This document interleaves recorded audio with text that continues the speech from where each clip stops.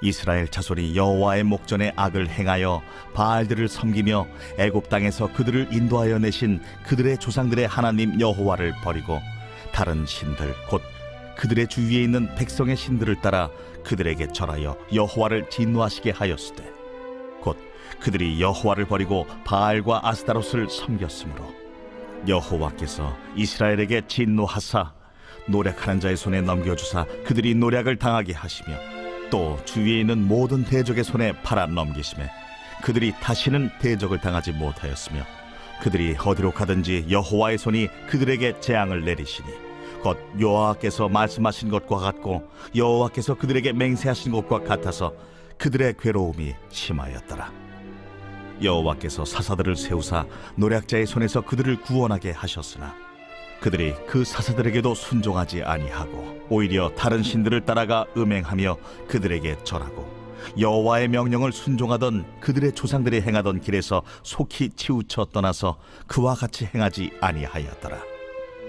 여호와께서 그들을 위하여 사사들을 세우실 때에는 그 사사와 함께 하셨고 그 사사가 사는 날 동안에는 여호와께서 그들을 대적의 손에서 구원하셨으니 이는 그들이 대적에게 압박과 괴롭게 함을 받아 슬피 부르짖음으로 여호와께서 뜻을 돌이키셨음이거늘 그 사사가 죽은 후에는 그들이 돌이켜 그들의 조상들보다 더욱 타락하여 다른 신들을 따라 섬기며 그들에게 절하고 그들의 행위와 패역한 길을 그치지 아니하였으므로 여호와께서 이스라엘에게 진노하여 이르시되 이 백성이 내가 그들의 조상들에게 명령한 언약을 어기고 나의 목소리를 순종하지 아니하였은즉 나도 여호수아가 죽을 때에 남겨둔 이방 민족들을 다시는 그들 앞에서 하나도 쫓아내지 아니하리니 이는 이스라엘이 그들의 조상들이 지킨 것 같이 나 여호와의 도를 지켜 행하나 아니하나 그들을 시험하려 함이라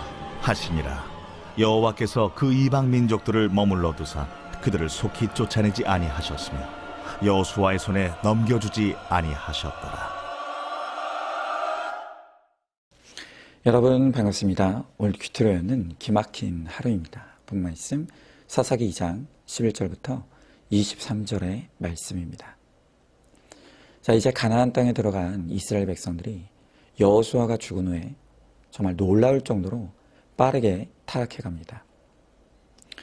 이스라엘의 타락은 곧 우리의 타락이죠. 우리가 현재 이스라엘과 같은 상태일 수도 있고 또 미래에 그렇게 될 가능성이 있습니다. 우리가 이스라엘처럼 이 타락에 빠지지 않으려면 어떻게 해야 될까요? 자, 먼저 첫 번째로 고난과 고통은 내 영혼이 병들었다는 경고 사인입니다. 자, 오늘 15절의 말씀에 그들이 어디로 가든지 여호와의 손이 그들에게 재앙을 내리시니 그건 여호와께서 말씀하신 것과 같고 여호와께서 그들에게 맹세하신 것과 같아서 그들의 괴로움이 심하였더라 그랬습니다. 자, 앞서 말씀드린 것처럼 이스라엘은 여호수아의 죽음 이후에 놀라울 정도로 빠르게 타락해 갑니다. 그래서 오늘 큐티 본문의 시작인 11절에 보니까 이스라엘 자손이 여호와의 목전에 악을 행하여 바알을 섬기며 라는 말로 시작하고 있죠. 여러분, 지금 이스라엘의 영혼은 심각하게 병들어가고 있습니다. 그 모습을 지켜본 하나님께서 하신 일이 바로 진노하심으로 재앙을 내리시는 것입니다. 하나님의 재앙이 임하니 그들의 인생에 고통이 찾아왔습니다. 여러분, 오늘 성경은 우리에게 아주 중요한 사실 하나 가르쳐 줍니다. 그것은 우리 인생에 찾아오는 이 고통의 문제는 바로 내 영혼이 병들었다는 하나님의 경고 사인이라는 것입니다. 우리는 보통 이 몸의 통증을 느끼는 것을 너무 싫어합니다. 당연하죠. 자, 그런데 의사들이 하는 말이 뭐냐면 통증이 꼭 나쁜 건 아니라는 것입니다. 왜냐하면 우리 몸의 통증은 그 몸에서 보내는 경고 사이렌 역할을 하기 때문이라는 것이죠. 우리 몸에 통증이 있기 때문에 우리는 내 몸에 어디에 이상이 생겼는지를 알게 됩니다. 그리고 치료를 하게 되는 것이죠. 여러분, 이가 썩으면 치통이 발생합니다.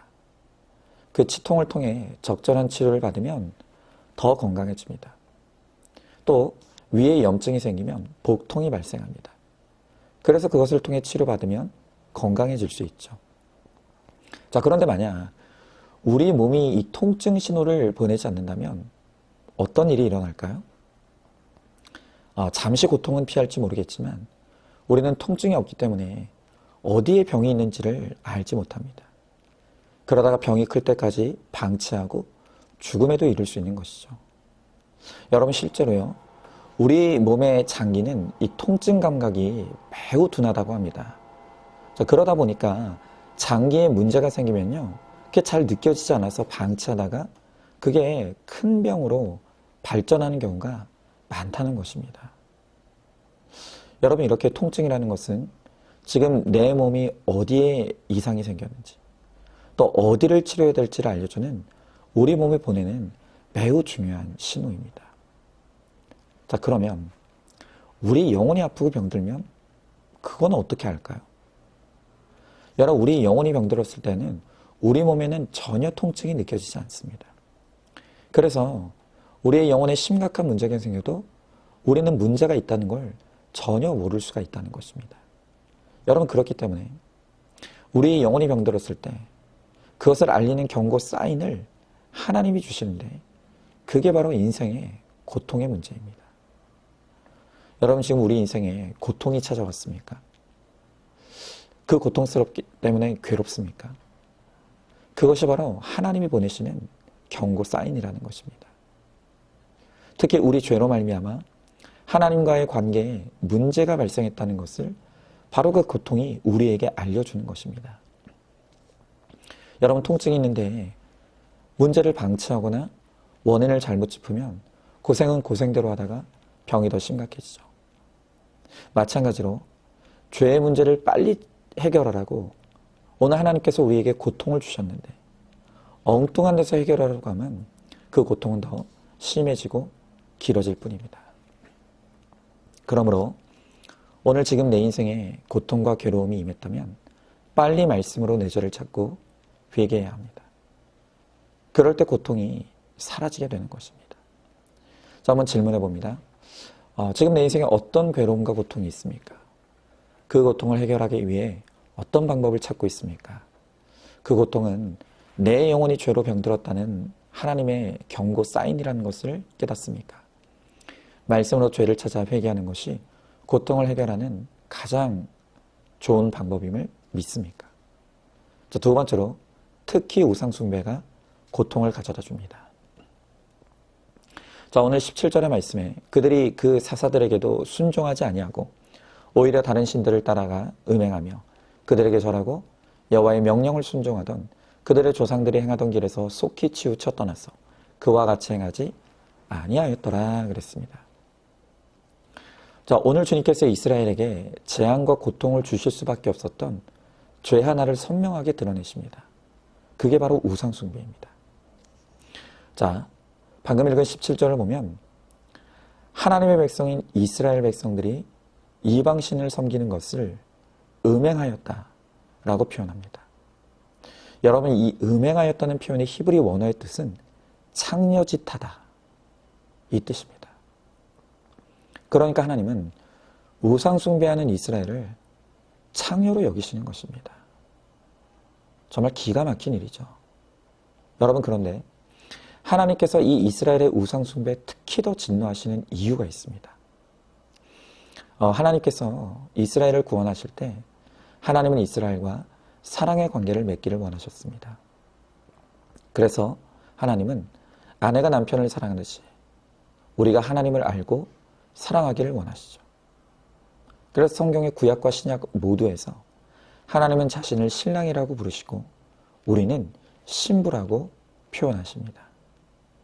자, 그러니까 이스라엘의 상태는 이미 하나님과 혼인관계에 있는 상태인 것입니다.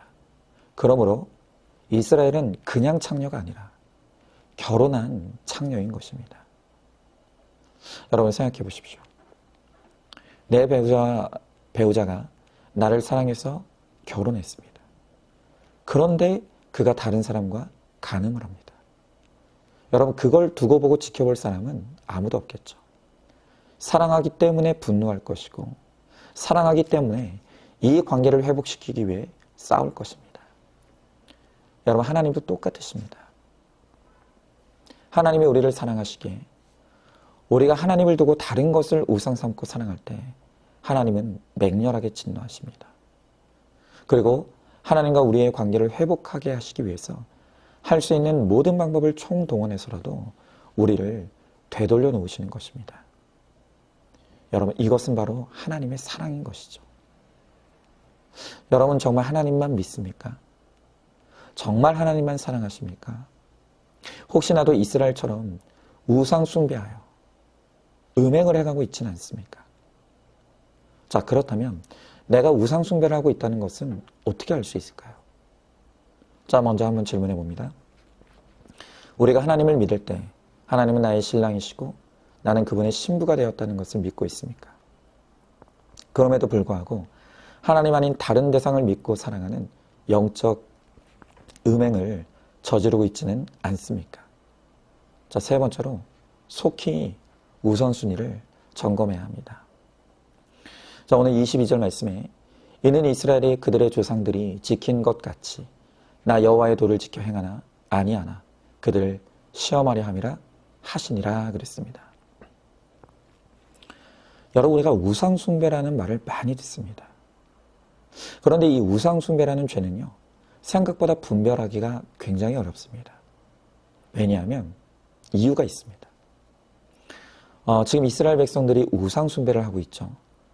그런데 그렇다고 그러면 그들이 하나님을 완전히 버렸는가 하면 그게 아니었습니다. 이들은 하나님을 믿었습니다. 그런데 동시에 다른 신도 믿었습니다. 또 이들은 하나님을 사랑했습니다. 그런데 동시에 다른 신도 사랑했던 것입니다. 자, 여기서 우리는 신자가 하나님을 믿으면서도 동시에 다른 신도 믿는 것이 가능하다는 것을 알 수 있습니다. 여러분, 사사기 시대의 이스라엘 백성들은 전과 같이 안식일이 되면 하나님께 틀림없이 예배했습니다. 제사를 지냈습니다. 값비싼 예물도 드렸습니다. 전과 하나도 달라진 게 없습니다. 하나님을 믿는 것에 달라진 것이 없었습니다. 다만 한 가지 달라진 것은 예전에는 하나님만 믿었다면 이제 그들은 하나님도 믿고 다른 신도 믿기 시작했다는 것입니다. 여러분, 우리가 우상숭배를 한다고 할 때 내가 우상숭배를 하는지 안 하는지 헷갈리는 이유가 여기 있는 것입니다. 여러분, 우리도 틀림없이 하나님을 믿습니다. 예배도 열심히 드립니다. 헌금도 하고 11조도 합니다. 하나님 사랑하는 게 맞습니다. 그러니까 우리는 내 믿음이 좋다고 착각할 수 있는 것입니다. 여러분, 그러나 우리의 가장 큰 위험은 하나님을 안 믿고 안 사랑하는 것이 아니라 하나님과 함께 다른 것도 믿고 다른 것도 사랑하는 것입니다. 여러분, 이것이 너무 미묘하다고 보니까 나는 계속 하나님을 믿고 사랑하니까 나는 잘못된 것이 아무것도 없다고, 나는 우상숭배자가 아니라고 착각을 하는 것입니다. 여러분, 그래서 오늘 주님은 우리의 믿음이 참된 믿음인지 시험하신다고 하십니다. 그러므로 우리가 정말 하나님만 믿고 사랑하는 참된 믿음의 사람인지 우리 스스로 시험해 봐야 합니다. 자, 그렇다면 내가 우상숭배를 하고 있는지를 어떻게 알 수 있을까요? 여러분, 그것을 알려면 우리가 두 가지 질문에 대해 답을 할 수 있어야 합니다. 자, 첫 번째 질문은 무엇인가 하면 나에게 하나님이 가장 중요한가? 또 나는 하나님을 가장 사랑하는가입니다. 여러분, 어떻습니까? 여러분은 하나님이 가장 중요합니까? 하나님을 가장 사랑하십니까? 여기에 예라고 확실히 대답할 수 있습니까? 자, 두 번째 질문이 있습니다. 그것은 하나님이 가장 중요하고 하나님을 가장 사랑하기에 하나님을 위해서라면 어떤 것이라도 포기할 수 있습니까? 하나님을 위해서라면 내가 돈을 더 많이 벌 수 있는 기회를 포기할 수 있습니까? 또 하나님을 위해서라면 내가 더 할 수 있는 직업이라도 버릴 수 있습니까? 또 내가 하나님을 더 사랑하기에, 가장 사랑하기에 내가 믿고 의지하고 사랑하는 관계도 내려놓을 수 있습니까? 여러분, 만약 내가 하나님을 믿기는 하지만 더 많은 돈을 벌기 위해 주일 성수를 어긴다면 여러분은 우상숭배자입니다. 또 하나님을 믿지만 출세를 위해 불의와 불법에 동참합니까? 여러분, 그렇다면 출세를 우상숭배하는 우상숭배자입니다. 또 하나님을 사랑하긴 하지만 믿지 않는 애인과 배우자를 위해 불신결혼하고 신앙생활을 게을리합니까? 여러분, 그렇다면 여러분에게 그 사람이 여러분의 우상인 것입니다. 여러분, 그 우상들이 깨어질 때에만 비로소 하나님과 온전한 관계가 회복되어지고 하나님의 약속의 말씀이 우리 가운데 성취되어지는 것입니다. 오늘도 하나님은 하나님만 믿고 하나님만 의지하며 하나님만 사랑하는 참된 예배자를 찾고 계십니다. 그 참된 예배자에게 구원의 은총을 베푸시고 하늘과 땅의 은혜를 베풀어 주시는 것입니다. 여러분, 지금 이스라엘은 이 우상숭배의 죄를 버리지 못해서 고통을 겪고 있습니다. 우리는 우리의 모든 우상을 내어쫓고 깨뜨리며 하나님만 믿고 살아가는 참된 성도가 되어서 하나님 안에서 참된 기쁨과 평안을 누리게 되기를 소망하시기 바랍니다. 자, 한번 질문해 봅니다. 나는 예배도 잘 드리고 헌금도 하고 봉사도 하니 우상숭배는 안 한다고 착각하고 있지는 않습니까? 내 인생에 하나님이 가장 중요한 분이십니까? 그래서 하나님을 위해 어떤 것이라도 다 버리고 포기할 수 있습니까? 모든 우상이 깨어지고 오직 하나님만 믿고 살아갈 때 말씀대로 은혜와 복이 임할 것을 믿으십니까? 자, 오늘도 7월 5일 보석 상자입니다. 나 한 사람이 길이 참음으로 나의 인내를 들은 식구와 지체가 생겨나는 것이 가장 큰 유산이자 기업입니다. 자, 우리 함께 기도하겠습니다. 주님, 오늘 이스라엘 백성들의 타락으로 말미암아 그들에게 고통이 임하였다고 합니다. 특별히 그들이 하나님 아닌 다른 것을 믿고 따름으로 말미암아 하나님이 맹렬히 진노하시고 그들에게 재앙을 내리셨다고 말씀하십니다. 우상은 절대로 우리의 믿음의 대상이 될 수 없는데 우상을 섬기는 것은 결국 우리에게 고통이 되는 것인데 우리가 그것도 모르고 우상을 숭배하기에 주님께서는 우리를 되돌려 놓으시고 우리를 구원하시기 위해서 우리에게 아픈 통증을 허락하실 수밖에 없다고 말씀하십니다. 주님, 이제 우리 인생의 고난을 통해 내가 무너뜨리지 못한 나의 우상들이 다 무너지게 하시고 하나님을 사랑하면서도 다른 것을 사랑하는 우리의 음행의 죄를 철저히 회개함으로 이제는 정말 하나님만 믿고 하나님만 의지하며 하나님만 사랑함으로 정말 하나님을 참되게 믿는 그리스도인이 되게 하시고 약속의 말씀이 성취되는 축복의 사람들이 될 수 있도록 우리 주님께서 함께하여 주시옵소서. 믿사움의 사랑이 많으신 우리 예수님 이름 받들어 기도드리옵나이다. 아멘.